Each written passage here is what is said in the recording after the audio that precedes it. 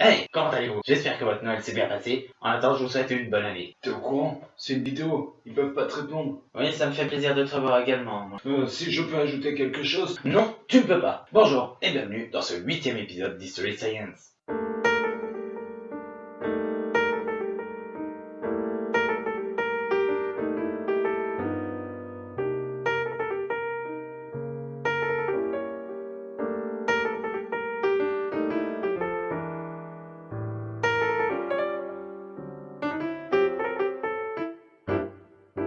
Aujourd'hui, on va parler de quelque chose qui vous entoure, juste vous entoure, puisqu'on va parler des dimensions. Avant toute chose, j'ai une question pour vous. Selon vous, y a-t-il une seule dimension?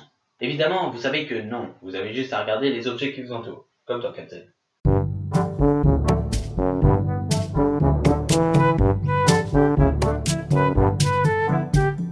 La première dimension, ou dimension 0, 0, c'est comme ton QI, non? toi, tu vas vraiment finir en rôti, je te le promets. Elle est représentée par un objet ponctuel, comme un point par exemple, dont on a négligé la taille. Car une fois nommé le point, vous n'avez plus besoin d'aucun paramètre pour trouver ce fameux point. Il ne comporte pas de volume, et donc un point X seulement peut désigner ce point. La seconde dimension, ou 2D, désigne toute image conçue sur un plan, et tout objet comportant les dimensions de longueur et de largeur. Un objet en 2 dimensions, tel qu'une feuille de papier, n'a pas de volume non plus. En mathématiques, on parle plutôt de géométrie plane. Un objet sans volume, comme une feuille de papier ou un plan par exemple, dont on néglige l'épaisseur, est dit à 2 dimensions. Pour désigner 2 points au sein de l'objet, il nous faut les caractéristiques de X et de Y.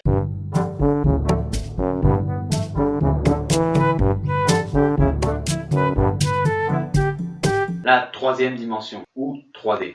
Comme Call of Duty Candy Crush, de la 3D. Le Dalai Lama disait « Mieux vaut un court silence plutôt qu'un long discours ». Et donc, en clair, ça veut dire quoi? En clair, ferme-la! Fermer quoi? Ta gueule, toi, du con. Fermer quoi? Ta débilité intriguerait beaucoup de scientifiques, crois-moi. Donc, la 3D désigne toute image qui se trouve dans un espace. Contrairement à la 2D, la 3D a 3 caractéristiques, la largeur, la hauteur et la profondeur. C'est dans cet espace que nous pouvons nous déplacer. En effet, dans notre monde, nous pouvons nous déplacer de gauche à droite, de devant à derrière, et de haut en bas. Notre monde se définit donc bien là en 3 dimensions. Le terme 3D est un terme générique pour définir notre monde environnant. On utilise couramment la 3D en informatique et pour créer des images de synthèse, ou dans les jeux vidéo comme l'a dit l'autre. Tout d'abord, nous allons faire un petit tour dans l'histoire. Au début du XXe siècle, on pensait que la Terre était partout pareil. Pourtant, il se trouve qu'on va découvrir une dimension autre que les 3 qu'on connaît, qui est une dimension de temps. Un jour, un physicien allemand découvrit que la lumière allait toujours à la même vitesse, à savoir 300 000 km/h, et peu importe pour qui la regarde. Ce physicien allemand est très bien connu dans cette émission puisqu'il s'agit, attention,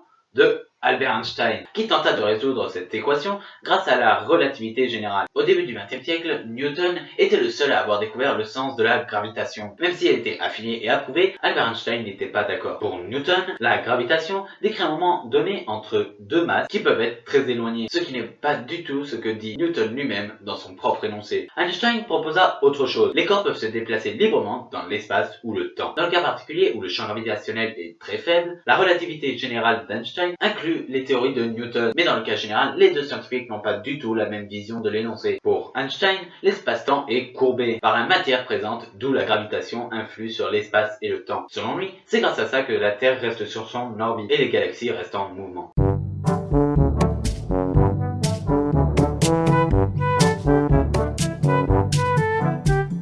Mais la 4e dimension n'est pas visible par l'homme, puisque c'est une dimension de temps.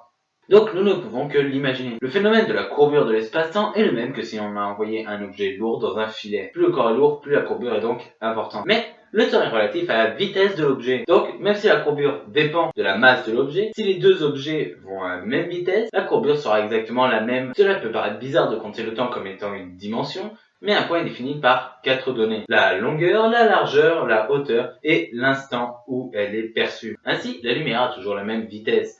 Et ce qui se passe dans l'espace se passe aussi chez nous, sur Terre. Grâce à la théorie des cordes, on peut imaginer l'espace-temps comme un tube très long et très fin. Lorsqu'on grossit ce tube, on remarque qu'il y a une forme cylindrique qui apparaît. Selon cette théorie, ce qu'on voit comme un point est en fait une petite corde. Le fait qu'il y ait des brins est la preuve qu'il existe d'autres dimensions. Les brins sont des petits objets qui ressemblent à des membranes. Le fait qu'on pense qu'il y ait plus de 4 dimensions est très important pour la théorie des cordes ainsi que la mécanique quantique. Des recherches très poussées ont prouvé qu'une corde vibrait dans 10 dimensions spatiales, ce qui entraîne la possibilité de 6 dimensions supplémentaires en plus de celle du temps. En géométrie, le tesseract est une figure en 4 dimensions. Il est la représentation du cube à travers le temps. Ce tesseract est aussi appelé hypercube du fait qu'il y ait plus de 3 dimensions. Cet épisode est désormais fini, je vous remercie de l'avoir suivi. En attendant, vous connaissez la rengaine, je vous propose de vous abonner en cliquant juste ici ou de regarder les autres vidéos en cliquant juste là. Sur ce, c'était OJ et n'oubliez pas... Ta gueule, toi, du con, espèce de crétin. Tout est dit.